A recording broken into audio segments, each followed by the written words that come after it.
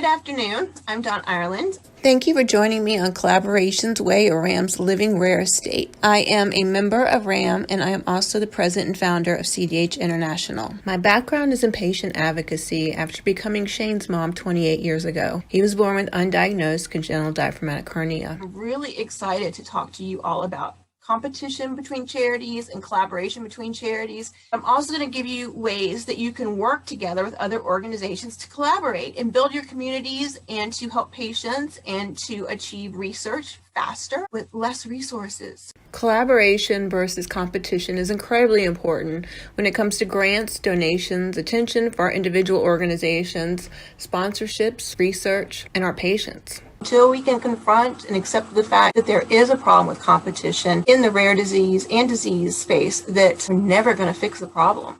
And until we fix this problem, we are going to lose so much research, so many patients, and it is that unseen, unheard thing. See no evil, hear no evil, speak no evil. Don't talk about it. Don't discuss it. If anyone brings up an issue with you about another charity competing, just don't respond. Say, wow, that's bad. Or don't return phone calls. Or don't answer. And blacklist anyone who speaks up.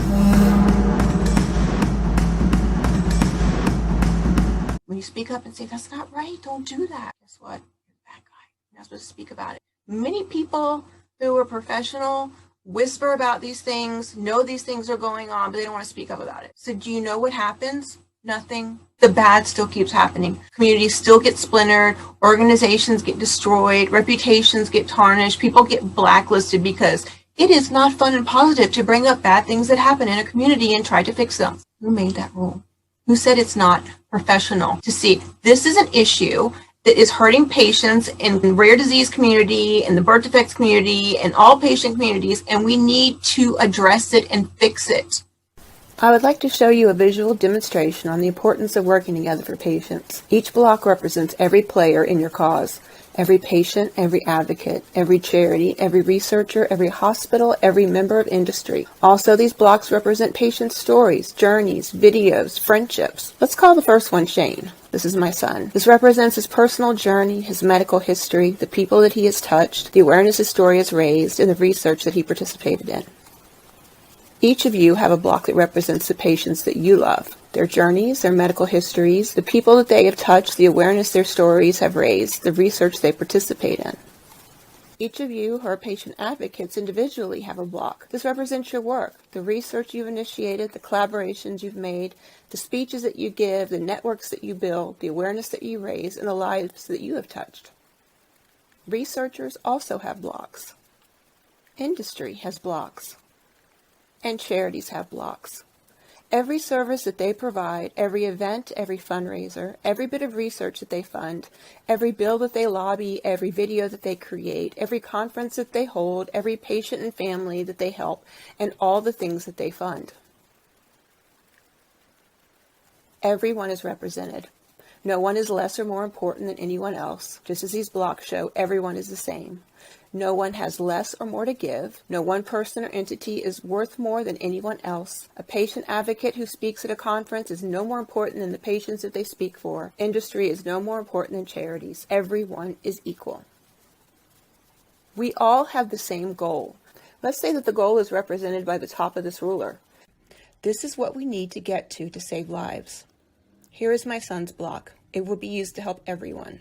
This is my block. I will give my all to help reach that goal as soon as possible. This is my charities block.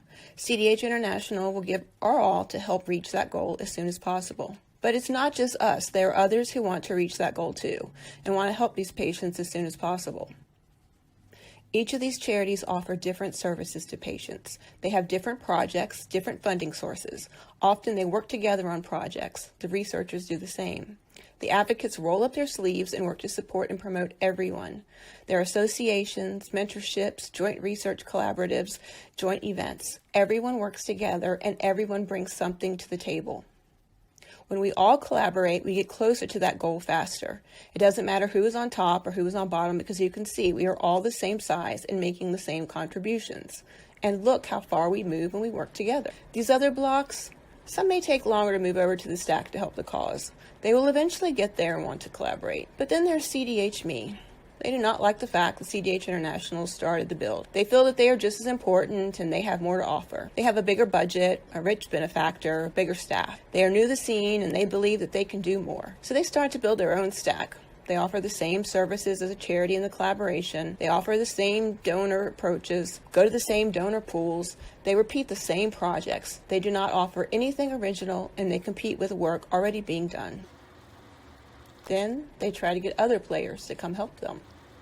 This leaves some people in the middle who don't want to pick sides and start to contemplate building their own stacks. The competition can get quite nasty.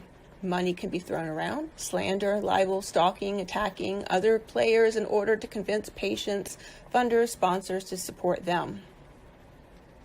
Soon, the initiative to work together has devolved into chaos, competition, and egos. So where does this leave the patients? Farther and farther from the goal. Backwards, in fact. Where some see a commonality, others see competition. It should never be a race among the charities, advocates, patients, or some researchers. Ethically, we should all have the same goal, and the patients will not be saved or served until all the players work together. But how long will that take? How many patients will be diagnosed in the meantime? How many will suffer for years that didn't have to? How many will die that didn't have to if the research was done quicker? We all have a responsibility to work together to reach that goal, without competition, without ego, without any motives other than to save lives. Are you a part of the collaboration or are you part of the division? What is the cost to your patient community to not work together? Are you willing to pay that price to elevate your patient, yourself, your nonprofit, or your corporation? No one will willingly admit that they would do that. But what do your actions say? Are you collaborative? Do you offer different services than others in the field instead of compete with the same services? Do you go to a different donor pool? Do you fund or conduct different research? What exactly do you add to the stack? Because if our motives are pure and our goal what it should be, we should all be blocks in the same stack, working together for the patients, no exceptions. I've had the honor of being part of the Alliance of Congenital and Diaphragmatic Hernia Organizations. We started out in the not best situation, but look how many of us have come together to work for these patients. A group speaking together is much louder and clearer than many groups trying to speak over top of each other and vying for attention. Most organizations start out with the pure of intentions. Either we or someone we love is diagnosed with a rare disease or other illness, and we want to reach out to help others in the same situation. Ways that your work can complement each other. Offer different services to patients. Have one patient registry that you work with together. Respect donors and funding. Never approach another organization's sponsors or donors. Work together to jointly fund research. Join support initiatives. Lobby together. Have one awareness day and one awareness ribbon or color. Invite and not exclude other organizations from large projects. Never ever criticize another nonprofit organization or any of their leaders. There are much deeper ways to work together if both organizations are inclined to do so. You can create an alliance so that you can more publicly support each other. One organization can be an umbrella organization under the larger organization. The older organization can mentor the newer organization. Or if you're both offering similar services and you don't want to duplicate services and funding, you might want to consider merging the organizations together. We need to educate future leaders and current new leaders on what is ethical and professional and what is not. By not working together, all organizations are going to pay a very high cost. The loss of funding, the loss of research, the loss of industry relationships, the loss of patient involvement, loss of public reputations, further division, loss of care for patients, and the loss of lives. Thank you so much for spending your time with me. Stay ethical, stay kind, compassionate, collaborative, work with other organizations so that we can build better communities for all of our patients. Thank you all. Thank you so much to the World EPA Congress for hosting the first community-based stakeholder collaboration zone.